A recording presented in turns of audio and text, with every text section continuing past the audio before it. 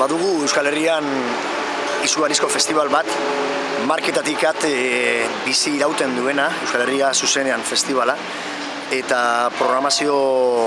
izugarrizko interesgarri batekin, nazioarteko taldeak, Euskal Herriko taldeak horre bai denok elkarlanean, eta nik uste dut urtero egiten duten programazioarekin nahikoa dela jende guztia horra hurbiltzeko. Nire implikazioa erabatekoa izan da festival horren hastapenetatik,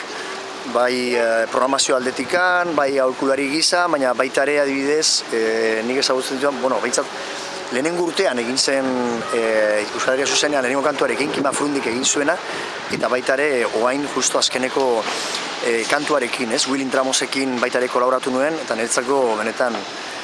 placer bat, ohorea eta segurako harrotasuna, pizten didala